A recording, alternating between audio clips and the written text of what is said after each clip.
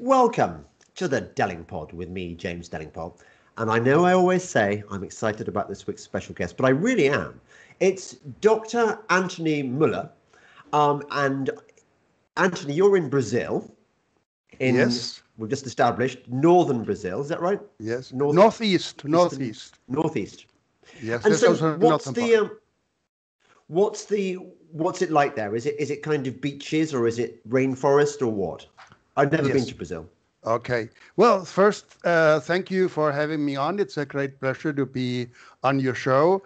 And as I mentioned, I live in Brazil. So in Brazil, we basically have the southern part, which in fact is pretty European in many respects. Also, ethnically, it is a huge Italian immigration, German immigration, and so on. And then you have the northeast, which is the old Brazil. That was the Brazil where it was first established as a Portuguese and later on, for a short time, a Dutch colony. So you also have a strong Dutch influence there. And what most people have in mind when they think about Brazil is the northern part of Brazil, which is a gigantic area known as Amazonia. And this rainforest. Right. Where I live, yes. It is, if you want to think about, Florida, a kind of Florida here where I live. I live on the beach and there are skyscrapers, high houses and beaches and all very modern and shopping centers and so on. Now, let's say when you go into the interior, let's say from the coastline 10 miles into the middle of the country, it reminds me of Texas. So you get some idea. It's a kind of Texas down there. Then yes, it's called the Sertão. It is called. Yes. So I like it. I like to live it here. I'm pretty glad. We here at the coastline, the temperature in centigrade hardly is more than 30. Rarely is more than 30 degrees. Yeah, it's usually below 30. So it's sort of balmy, like almost Californian in a way. Sleep without air conditioning, for example. Right. You've frozen again. I'm hoping that this line isn't going to keep freezing. It's probably my fault. I'm just going to shut down all my different things in case the internet's So we're going to talk today mainly about the Great Reset. Oh, you've frozen again. It's no good. I wonder why it's doing that. It's probably my internet, I can see myself. I've got. Hang on. I can't imagine. Yeah. Oh, anyway, let's carry on. It could be, of course, the World Economic Forum trying to sabotage our interview. Before I ask you about the Great Reset, I just wanted to ask you, because you live in Brazil, and as you know, most of the world has gone completely mad over coronavirus, whereas President Bolsonaro in Brazil has taken a very different response. I mean, what's been your experience of this supposed pandemic in Brazil? Well, you're right. The president himself was not too enthusiastic to follow the global trend of lockdowns. But similar to the situation that you have in the United States, health concerns are local. So the governors and even the mayors of cities have a priority in making health decisions. So you had an interesting division. Those states and municipalities that were more against Bolsonaro, they had applied a stronger lockdown. And there are several states that did not do almost anything, only some kind of general cautionary measures like putting on a mask, but not a brutal lockdown. And as I could note here, well, we have a obligation to wear masks, but it is not very much enforced. Yes, that's a typical Brazilian way. The country is just too big, too heterogeneous, too confused in certain ways. So this going through, like let's say you can do it in Britain or in Germany, here it's absolutely impossible. Yes, you have this always with this mega state, although you have an anarchistic tendency in the country. Yes, so I take my mask with me, and I walk around without mask, and once in a time I put it up. And only one time somebody said, "Don't you wear a mask?" That was all. While I hear from Europe that whenever you show up without a mask, you are persecuted.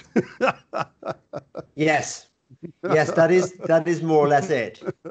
I mean, some of us. To not wear a mask is to be making a statement. Certainly, Yeah, it's yeah. like a gesture of defiance to the authorities. Yes. It's like, you know, it's like being a member of the resistance. Right. So, before we move on to the Great Reset, Dr. Mueller, I want to put you in context. Tell me a bit about yourself. I know you're a professor.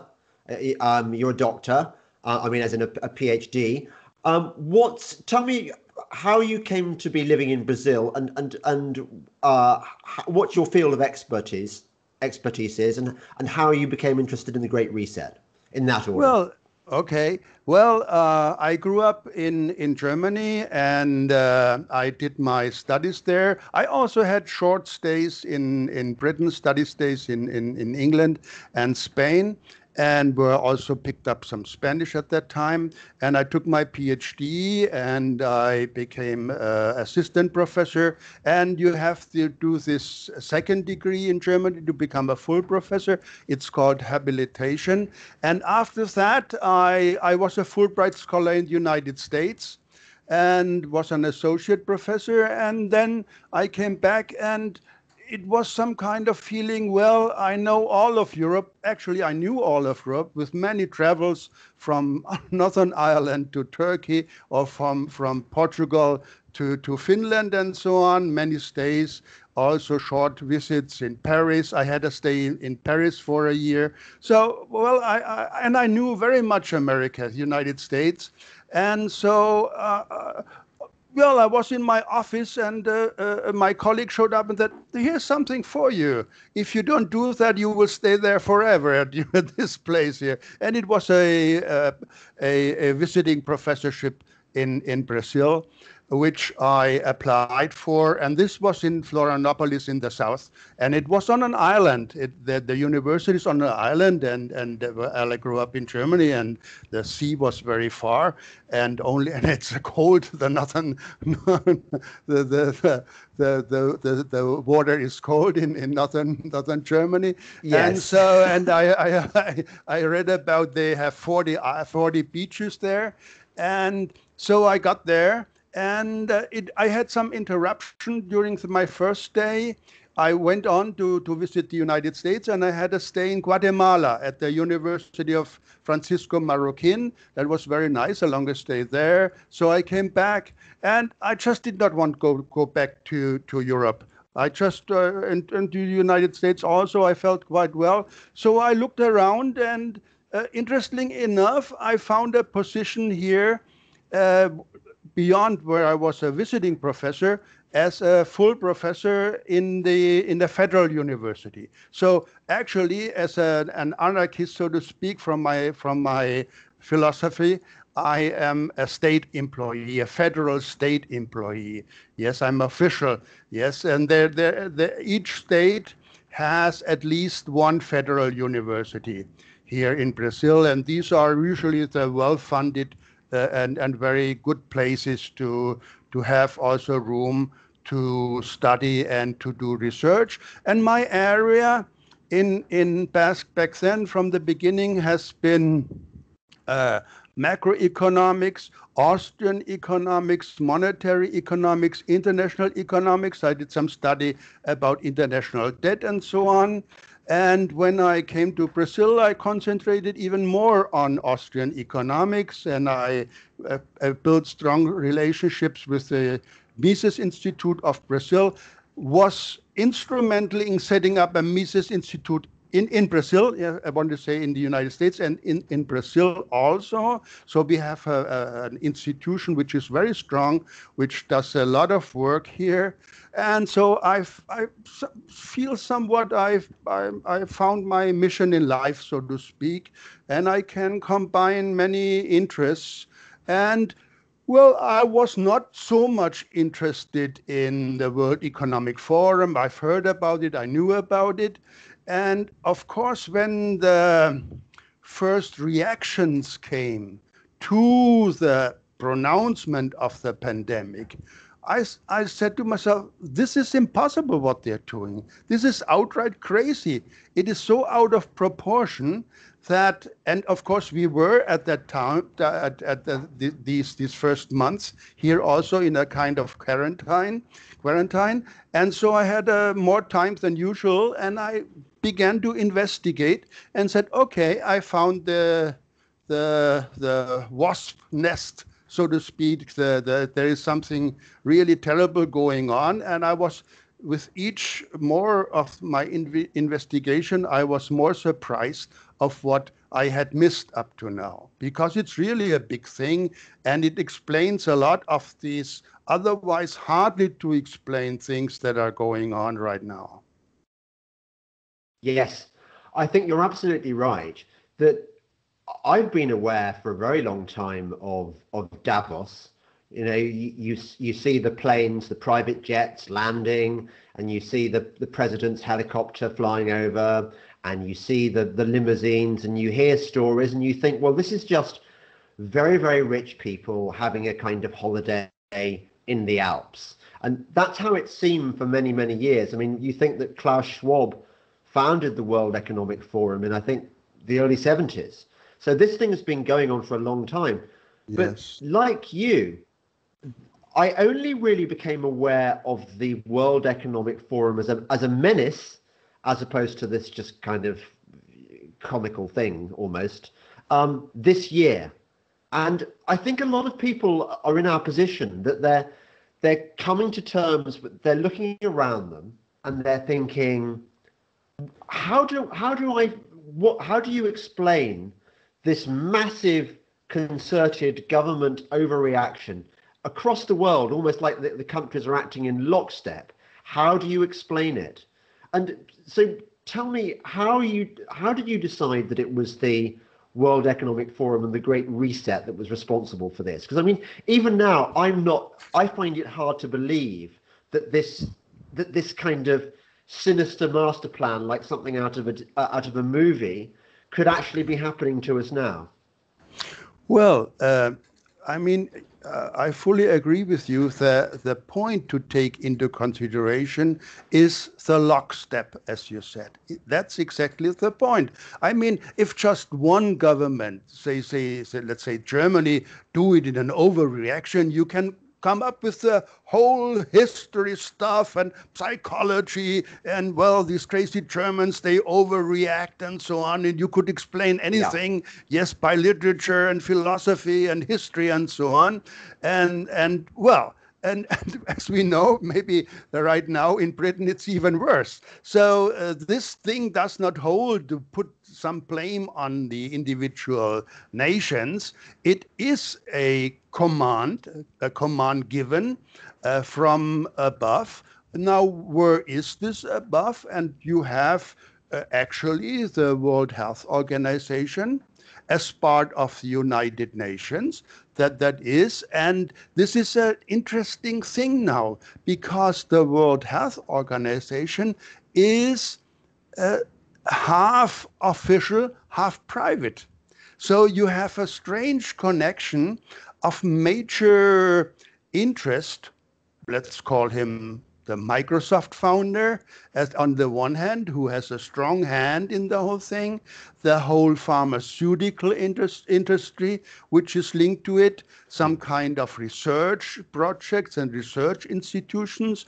And let's not forget, in this medical area, there is huge money involved. I mean, these are sums that are unimaginable for, let's say, an ordinary professor at a university, and there's big money involved if you get a certain research grant and so on.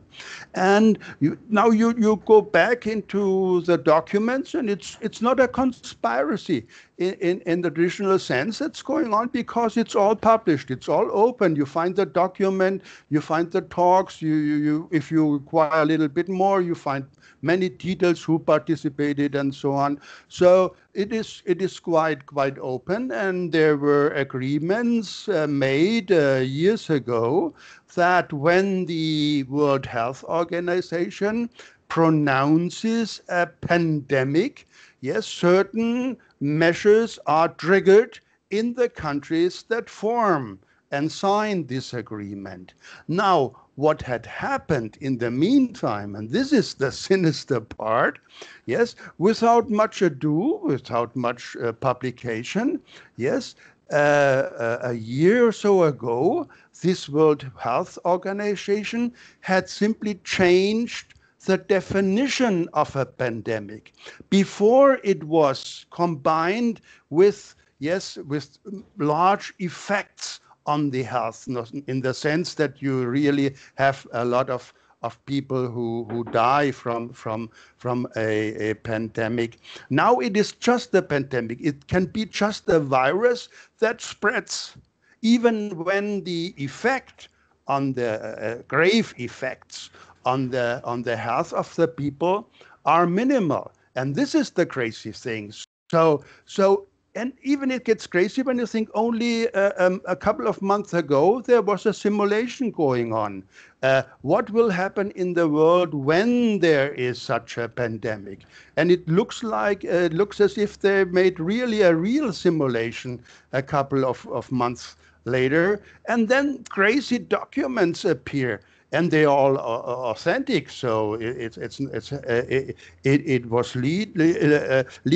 The German Interior Minister published internal paper. It had an internal paper that was published after that, where the government said, we must create a panic. We must create fear. I mean, just think about if it were a real pandemic, if really the nation, the life of millions of people were under threat, the government would do the opposite. It would say, well, stay calm, we will manage it, don't panic. It is not so worse as it seems, yes? But so you have this propaganda mechanism going on all over. And I mean, you just have to turn on TV, you have to look at the major newspaper.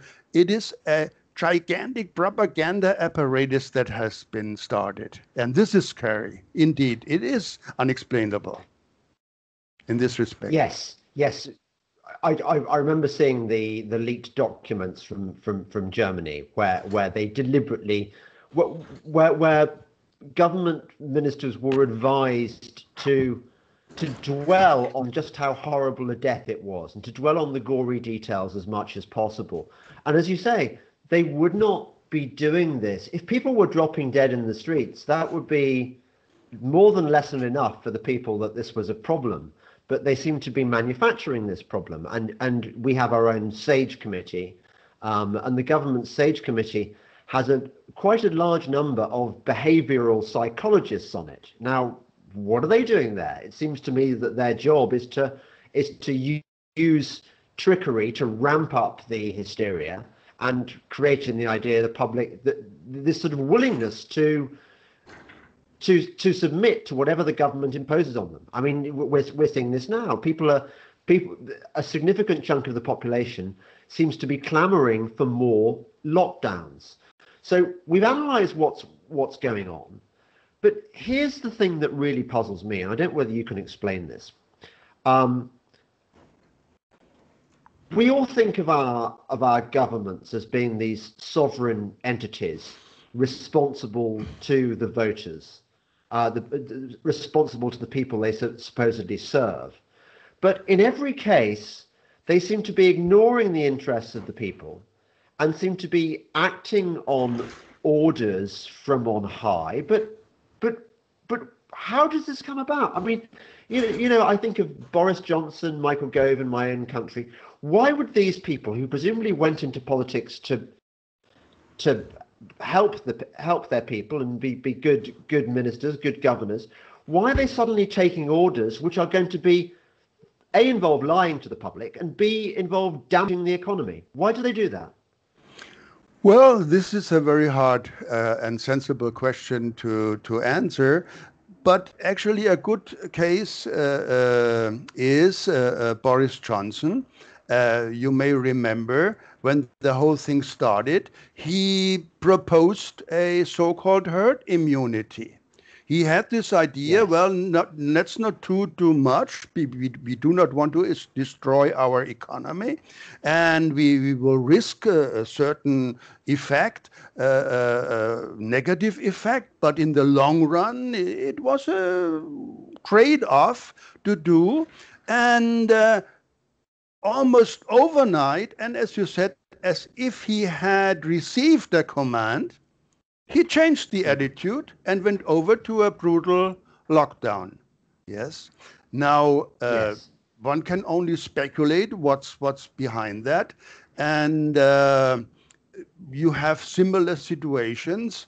In Germany, for example, you have the following, just to give another example, because Germany is more federal than Britain, for example. Now, you have these, and we call them the state king, so to speak. Each governor of a state feels like a very important person in Germany, especially in Bavaria. So you notice once in a while that these dukes of these individual states want to do a different kind of policy. And they reunite in a meeting under the chancellorship of Angela Merkel. And when they get out of the meeting, they are all for a harsh lockdown. They go into the meeting and said, well, I'm not really in favor. I think we have to be more liberal, and it's terrible for our industry. It's terrible for our Mittelstand, this part of Germany, of the German economy, which is very important, the medium-sized companies.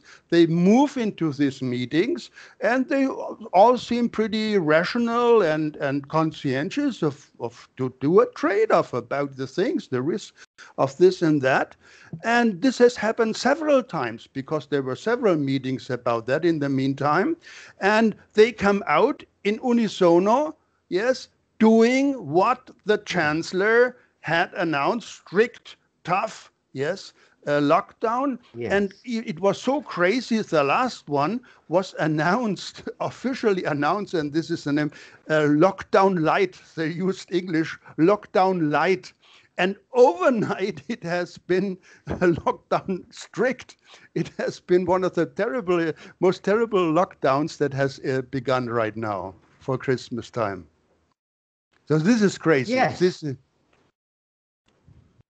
So what is it, do you think, that in these meetings, what does Angela Merkel say to them? And what did they say to Boris Johnson to make? I mean, what kind of threat or blackmail or bribery can these, well, I mean, I can't help but call them shadowy forces, because they seem to have no, I mean, the World Health Organization, okay, but I mean, to make people act against their own rational interests and act against the interests of their country, to actively, I mean, we'll get on to this in a minute, to actively destroy small businesses, to actually crash the economy. What kind of thing would you have to say to somebody to make them do that? Well, it's absolutely irrational. In one of my earlier texts to the problem, I wrote that the best way to fight a pandemic is to have a strong economy, is to have a sound people who Yes. go out, who strengthen their immune system, and not to make them fearful and destroy the economy. People lose their jobs. I mean, this exposes the individual to the virus, whatever it is, much more than when you think, okay, things are going on, we are tough, we are strong. Like, well, let's call for Churchill. How did he react to the danger of an invasion? He made the English powerful. He did not say, go back into your homes, hide away with the virus is coming and so on. This is absolutely crazy how they reacted. Insane, you can say. And of course, one must presume now, even when we think that Donald Trump was in the beginning not so enthusiastic about a lockdown, but he could not Yeah. pull through his idea. The mass media were an instrumental part. Now, who is Yes. behind the mass media? That is maybe an interesting question. We have the situation that in all of these countries, the 3, 4 main media outlets, the BBC in Britain and major newspapers, yes, and in the United States, the CNN, yes, they have become a gigantic propaganda machine. And Yeah. now just imagine the few voices that were critical of these measures, which showed up as YouTube contributions or Twitter statements, were put away, were put under censorship. I mean, Yeah. YouTube canceled thousands and thousands of simply critical statements where there were interviews with recognized experts, recognized professors, yes, and they suddenly disappeared. Yes, and Twitter you could not say, and of course it has already made a kind of self-censorship. You do not want to risk your channel, yes, and you do not want to risk your Twitter account. So you have actually a new kind of global terror regime that is in work, that is in place. And it's a strange combination. We are used to think of governments as the main force of dictatorship. That's what we always have in Yes. mind. Yes, but here we have something new, which comes, first of all, from an agency which is not private and not public. It's a public-private agency, the World Health Organization, which is so powerful in its statement. So at first, when I wrote something against it, I received mails, how can you write against an official agency? And they did not even know that it is half private. The most of the money comes from foundations and the vaccine industry, vaccination industry, and so on. Yes, and of course you have the mass media, which plays an interesting part, and they have eliminated all kinds of critical journalists.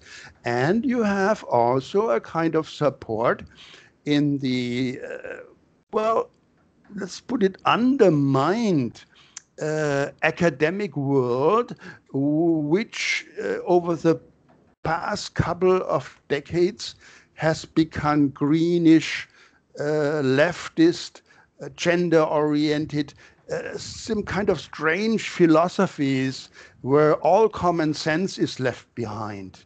Yes, so you have Yes. a cultural thing also behind what is going on, which makes it so terrible. I mean, it has, well, if I could bring it to a point which certainly will provoke critique, but it has a religious aspect. Yes, like in history, when we study history, suddenly a religious movement came over and transformed the people in one way or the other. And of course, now you are a heretic.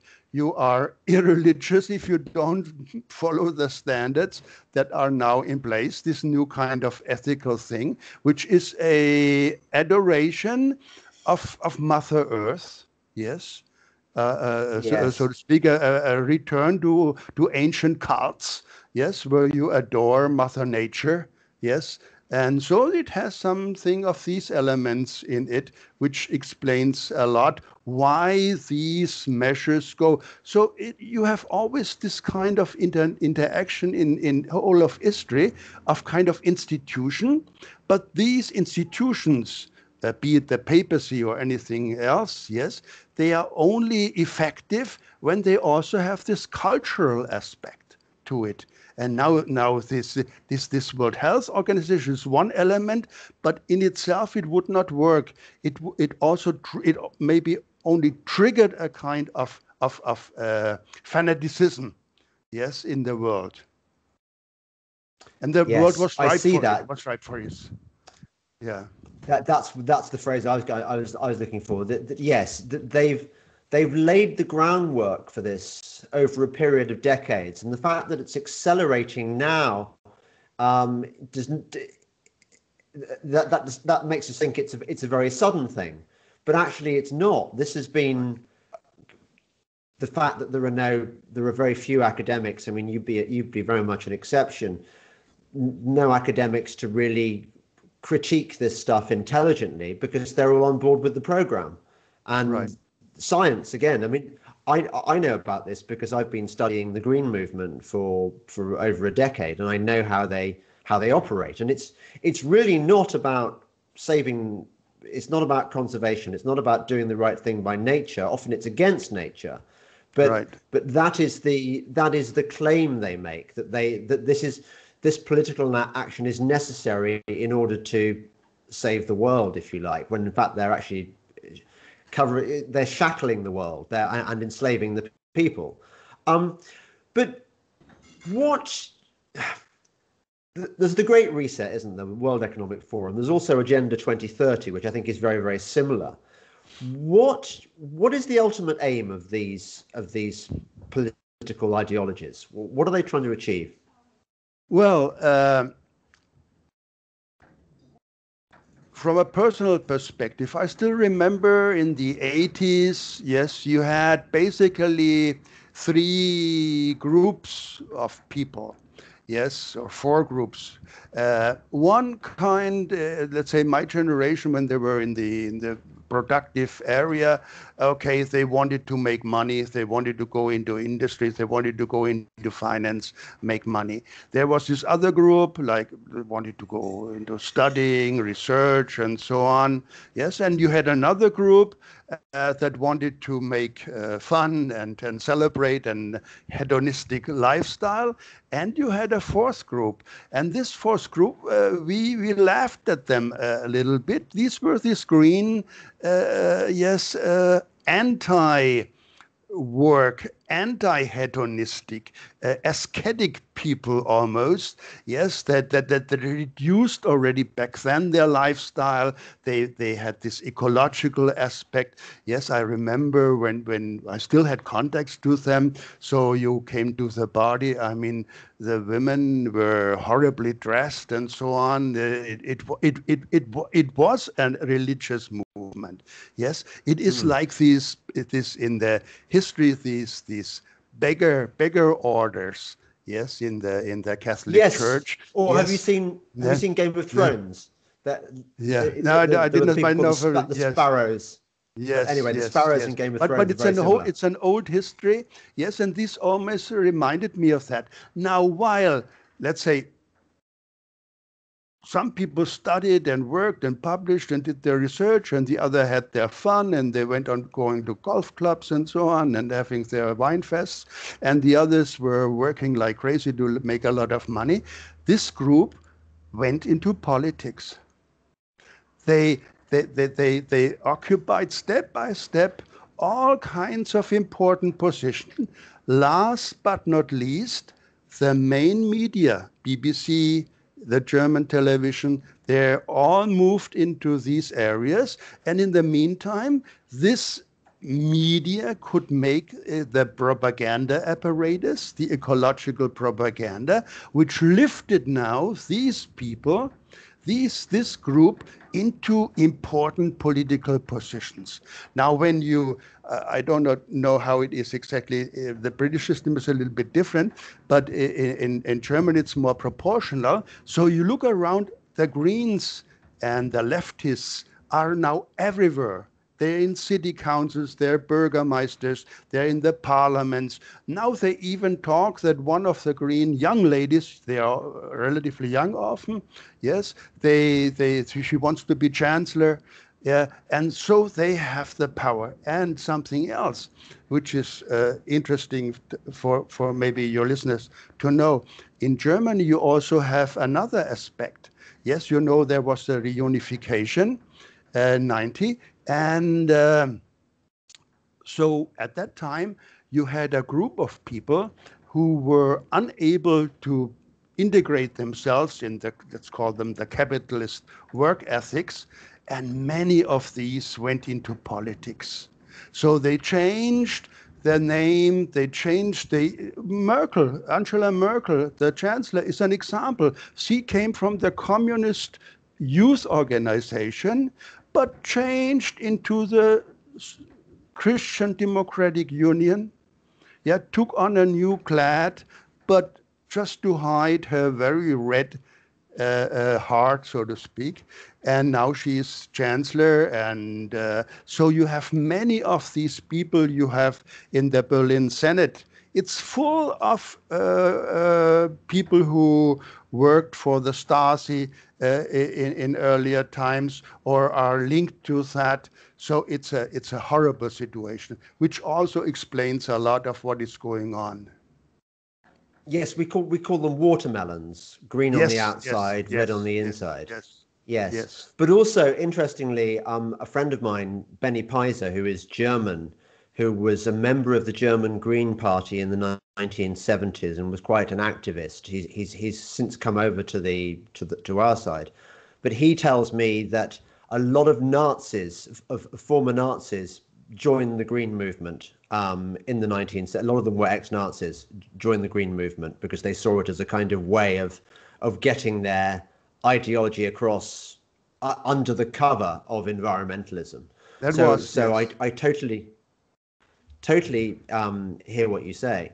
So I can see, this has been entryism, isn't it? It's this is of a piece with Gramsci and the march through the institutions. That they've been captured by people with the ideology and the appetite to sit on these boring committee meetings and to kind of make rules while everyone else is, as you say, making money or enjoying themselves. These people have the will to capture every institution. So I sort of get that. But what's in it for people like all the people who go to the World Economic Forum, Klaus Schwab, the connection with technocracy, that ideology? Tell me how that fits in, and I mean, and how does it fit into other totalitarian ideologies like Marxism or Nazism, whatever? Is it of a piece with those?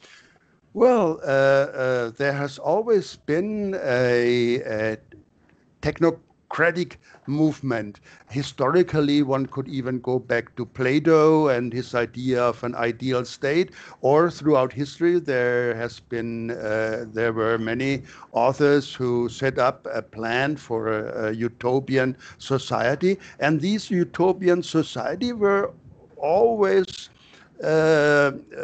expertocracy, so to speak. And there were a group of enlightened people, of Illuminati, if you want to say so, yes, that rule, the wise men, the philosophers in Plato's term. Now, the wise men nowadays are the experts. They are the people at the major companies, the producer of iPhones and computers and vaccines and so on. And this is a long tradition, and particularly when you begin to research that movement, you had this European strain with this utopian, with this socialism stuff, Marxism, yes, and you had the French utopian socialists, and you had the German visionaries. You had in Britain the Fabian Society, yeah, which fits in quite well. Now, in the United States, this strand is expertocracy, and it goes back to the late 19th century, where ideas emerged. This democracy is not really the right stuff for our country. Yes, we must have a more expert view, a more expert organization. And when you look at this American history, there has always been in the educational system this kind of producing the right American, yes, the great American, the functioning American, the consensual American has always been in place. And people close to Woodrow Wilson, particularly in before and during the First World War, were very instrumental to setting up a world government. That at that time was called the League of Nations, which did not work out, but the United Nations is a successor. Now, what is the United Nations? Let's reflect a little bit. Experts. It's a rule of experts. Yes, I mean, when I was young and I studied, and you thought about what will I do? Will I go into industry? Will I continue in academic? As the third, maybe the first you wanted to do. I get a job at the IMF as an economist. I get a job at the World Bank. Yes, these were the big things, and I could observe that. So professors went into politics, and then the economic professors, economics, and after a while they were some kind of not the right person. They were moved away and got top position in the United Nations. Yes, with all these ancient UNESCO, yeah, and all this World Bank stuff. Yeah, I mean, I know people who work in the World Bank. Yeah, traveling first class, always welcome, all around the world. It's a top life. It's a magic life. Huge pensions and so on. And then came as a second part. Yes, also in my youth. Yes, in the 70s when you thought about it. Yes, another very attractive point for all economic students, political science students, language students, yeah, and so the European Union, getting a job at the European Union, a pure expertocracy. The European Union is pure, it's the establishment of expertocracy. So you have the United Nations, you have the IMF, the sister organizations and related to the IMF, yes. And so, and at the further column, so to speak, of course, is the other thing, yes. So let's say World Bank, yeah, IMF, United Nations, European Union, central banking. Yes, you can get super jobs at central banking. So these are the testicles, so to speak, that absorb all intellectual power into themselves as experts. Yeah, we live in an expertocracy. Now, the problem with an expertocracy, and this is something well known by the French utopian socialists, Fourier, and particularly also Auguste Comte. Yes, he said, well, we now enter, and they called it the scientific age. The scientific age, the age of experts. Something is lacking. We need an emotional aspect to that. We need a modern religion. Yes, this can, of course, not be a religion as of the past, a transcendental religion, an otherworldly religion. It must be focused. And they looked around. There were many ideas. The communism was a kind of new religion, but it did not work out. But the ideal religion that was finally found is the green ideology. Yeah, back to Mother Earth, honor Mother Earth, and so on. Yes, and so you have now this kind of ideal combination, like the climate research is fully scientific expertocracy, and then you have climate. You have this saving the planet, saving the animals. Yeah, yes, and this has become a new kind of mixture, and of course it is something that one will only see when it's already there. It is hard to foresee, like all these events are hard to foresee, and even when they happen, they are very hard to detect, and only in retrospect. And it took me a lot of work to find this kind of idea how one can understand that what is going on, these heterogeneous elements. Yes, yes. Now, I think one of the reasons that, I mean, I'm about the only journalist one of very few journalists in the UK who is paying any attention to this. Everyone else thinks I'm a kind of crank, or I'm a conspiracy theorist. And you must have been called a conspiracy theorist in your time as well. It's the way of closing down our line of inquiry, isn't it? Well, as to conspiracy, first, the point is that it is not a conspiracy. When you define conspiracy as something hidden, yes, that is the original meaning of conspiracy, a group of sinister people who plan something in the obscurity and want to make their plan a reality. In this case, it's all open. As I said before, the documents are here. They are being discussed. So it is, in this sense, not a conspiracy. On the other hand, I like to quote quite well Rothbard, Austrian economist Murray Rothbard, who said, conspiracy, everything's conspiracy. Everything. In each company, in each university, in each party, you have a small group of the doers, yes, who manage things. And of course he's right. The Catholic Church is a conspiracy. Yeah, the Fabian Society is a conspiracy.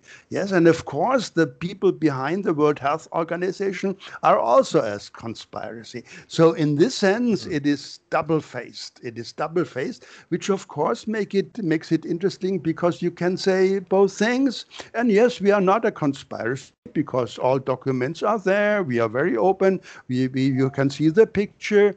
Yes, you have these pictures where you see Fauci, Bill Gates, and the German Chancellor, and another important woman, yes, on a table and discussing. Okay, yes, we show, yes, but what are they doing? How does this fit? Fauci, Bill Gates, German Chancellor, and another lady who is Prime Minister in some Northern European country. Yes. So what do they do? Where is the legitimacy? Yes, behind that. I mean, if she's together with Donald Trump, it's something else. Yes. So it has both elements in that, and one must recognize that it is open, like all movements are open. After a while, they have to go public. Yes, and the religious movement, all religious movements, it's interesting enough. If you compare that, all religious movements have their documents. They have their various catechisms, Bibles, promulgations, and so on. Yes, because with these written stuff, they put also the people further around into the movement. If it were only a conspiracy of a few people, they would have no power. The conspiracy or the power works when you publish the things, when you attract people. Yeah, it's like each party, as we know, publishes the document of the reunions, of the party congress, and so on. Yes, but the point is only a few hundred can attend the party congress. But how to attract all these millions? So you have to publish, you have to make propaganda, and it's the outer stuff always integrated. And this is also here the case. So, and most of the time, most of the people very outside do not care. I, for example, not so much interested in individual party politics. I think I have never read a party program. Other when I was very young, then there was some discussion about socialism, what are socialist plans. But each party has a party program. Hardly anybody outside reads it. Other who are members of, yes, the movement. Yes, and they are held together by these publications. Yes, yes, I see that. Now, you're an Austrian economist. I share your. I like you. I believe in free markets. I believe that the fairest, most efficient way of allocating scarce resources is the market, because only the market has more or less complete knowledge. You know, governments can't decide how to allocate resources better than the markets can, because they don't have sufficient information. So we accept that, and we know that historically it has been proven that we look at the evidence of history that this is the best way. This is how things work, and that attempts to top-down economies, like command economies like the Soviet Union, they're doomed to failure. So, given all this, why is it that, and this is the argument I often have with people who want to deny the existence of the Great Reset. They say to me things like, how is it in the interests of Bill Gates and whoever to crash the world economy, to destroy small businesses, because this is part of the plan, isn't it? They want to crash the world economy, wipe out small businesses. It's going to shrink the global economy. It's going to make people poorer. Why would wealth creators or people who've benefited from wealth creation in the past, why would they do this? Well, I think there are two lines to that. Yes, on the one hand, there are people who love to have power. I mean, you know these relatively ascetic leaders who by themselves lived relatively modest in their personal circumstances, although they could afford many luxuries, and they were only obsessed by usually one major idea, and they loved power. Well, the main representatives could be persons like Stalin and so, and even Lenin was a kind of a person who was not very into luxuries, different from later followers.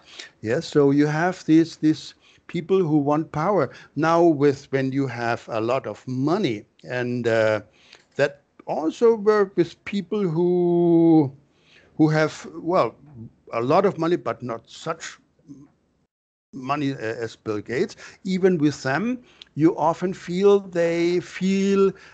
unsatisfied after a while with their money, because the option is actually living a life of luxury, which is combined with certain boredom. So I've noticed I receive letters, for example, from fairly rich people who want to participate in academic work. Yes, so they feel they are 50, 60, they have a lot of money, and they are interested now in something academic or some contribution to the philosophy of the world, so to speak. And of course, you have then people who are super rich, and they say, now I'm so rich, but actually I have no power. I have very little power, yes, compared to what a governor has. And now you have people like Gates, who maybe have this strand. Yeah, so he's, well, as they say, well, you're just a software developer. Yes, you have a lot of money, but you're just a software developer. Yeah, this ironic statement that he must hear a lot of times. And on the other hand, and with Bill Gates, it's quite interesting because his family was very strong in the depopulation movement. Yes, his father was very active in this area. And I think this is also a strand of his thinking. And yes, when he reunites with people in the similar category, yes, they have this idea that the world has too many people and we need a kind of depopulation, which is hard to imagine, actually, that it could really be a plan. But when you combine that now again with the whole climate stuff, yes, and saving the planet, yes, saving the Earth by itself, it makes sense, and this may be in part behind that idea also to move forward to a depopulation. Bill Gates spoke many times about that, and he does not hide it. And you have heard about the Georgia Stones, this memorial, so to speak, of proposing 500 million depopulation, the rational future, and you have this expertocracy in a situation where we say, why do we need so many people?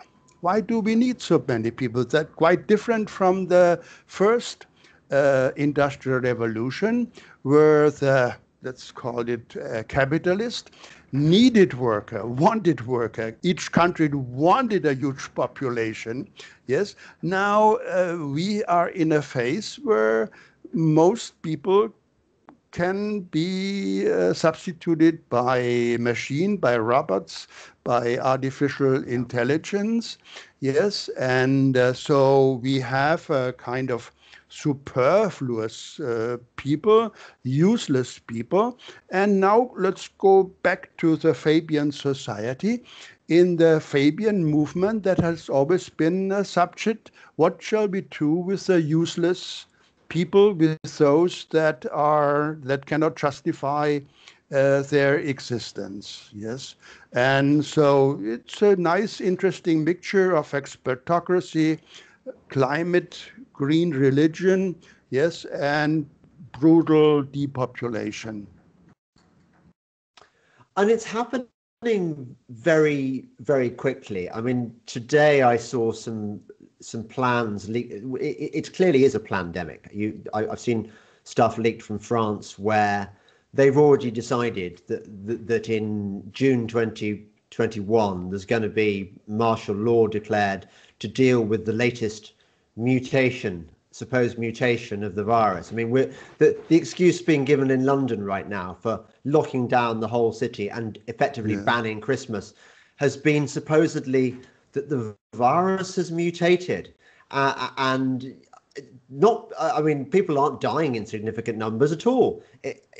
But this random detail, which is a feature of every virus, as far as I know, they all mutate, is being used as an excuse.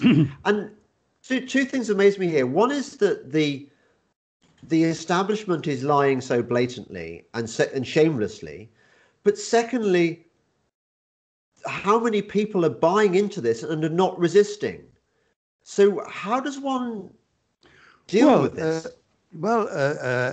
As we talked about, the media is an important, propaganda is an important element. I mean, we are more educated people, we read a lot, also different sources, and we have to think that 90% of the population usually watch their TV or have some kind of tabloid. That's about it. And there they are fully exposed to this propaganda. So you can count them out, and they are the majority, and they will bring in the votes. So you have this aspect. Now, interesting enough, yes, the individual situation of many of these people is not yet so bad, because still the government can give subsidies,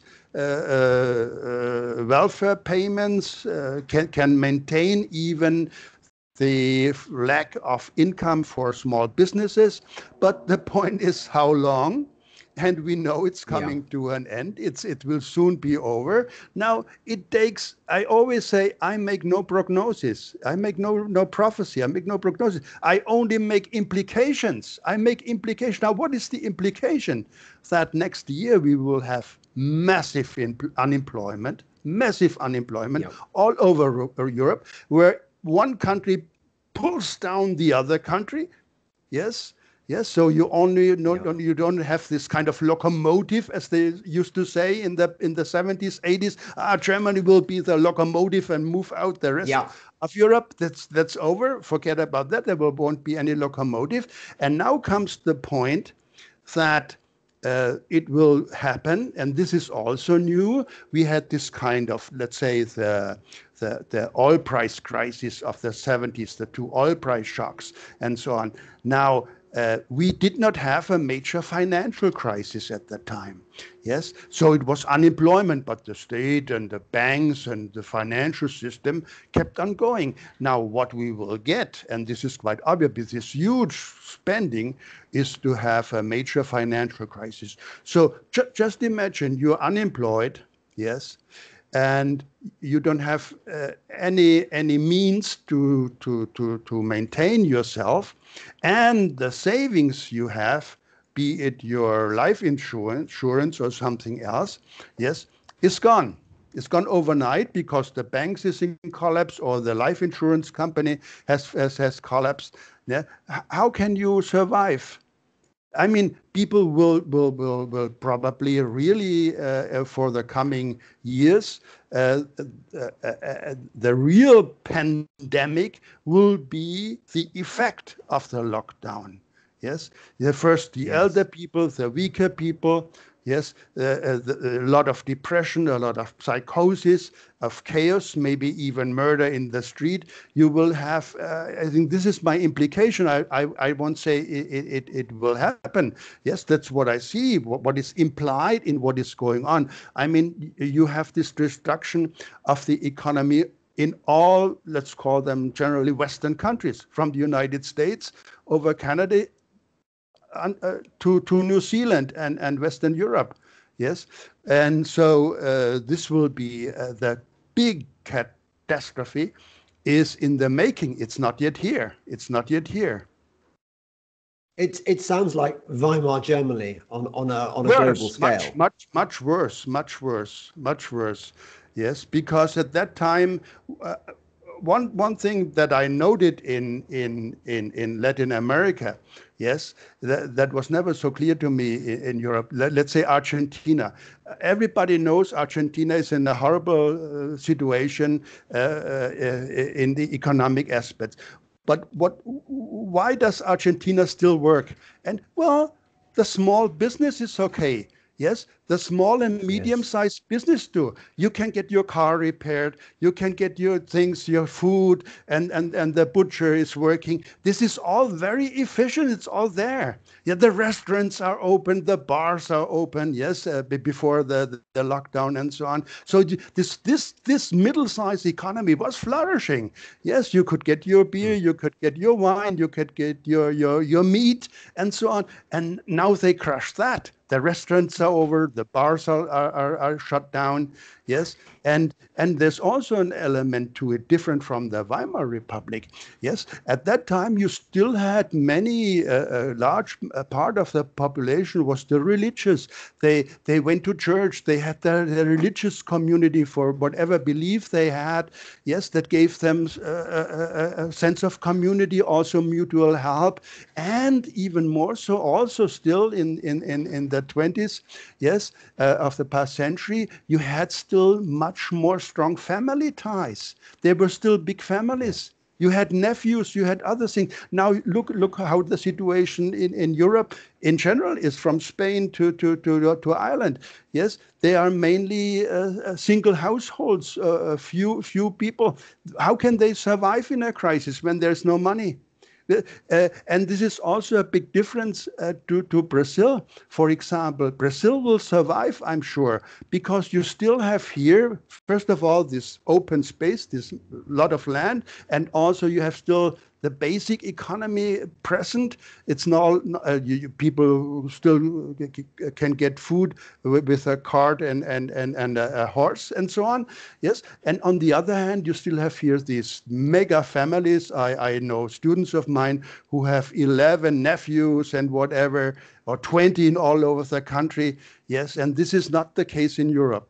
Yes, so the situation, in my view, looks very bleak, very horrendous in this whole area, European Union and America, as if you see that at one block, European Union, Britain, and so on, even if it's outside this block or this area, together with the United States, yes, which is very dependent on a functioning,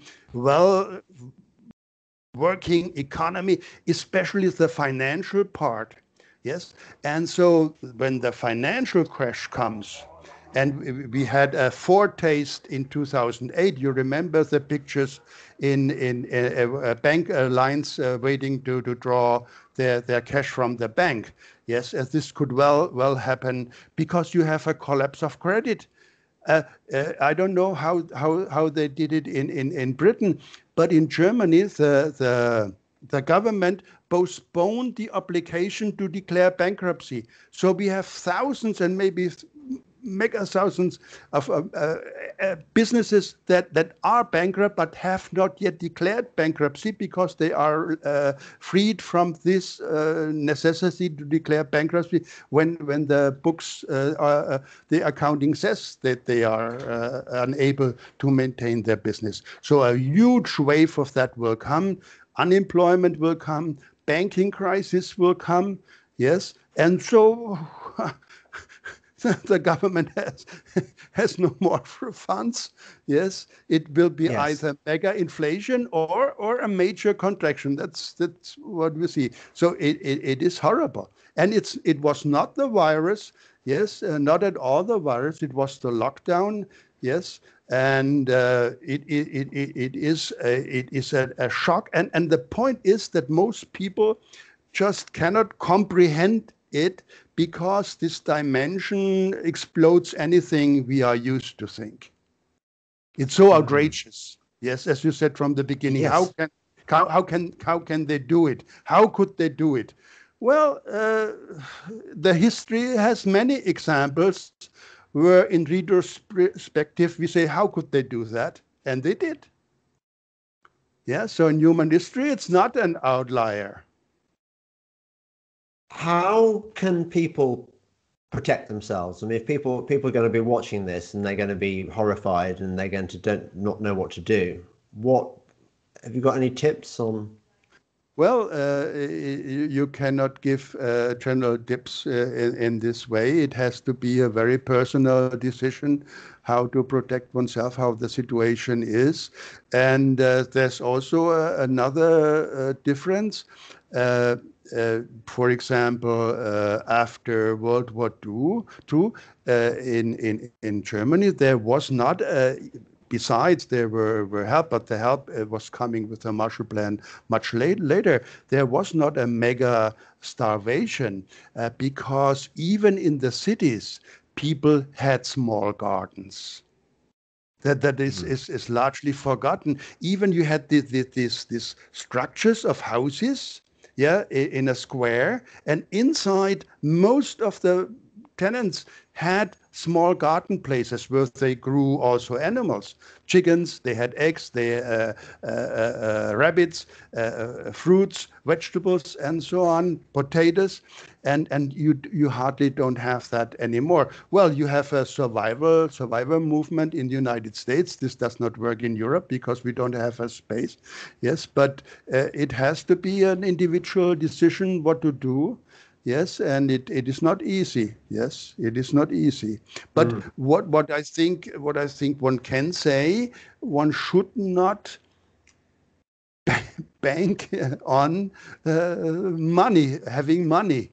So your savings are really the problem. The most of our security for the future is the feeling, okay, I have a pension, okay, I have some savings, yes, that's where we count, yes. So, but the government can't pay anymore your pension, and you don't have access to your savings account. So calculate this.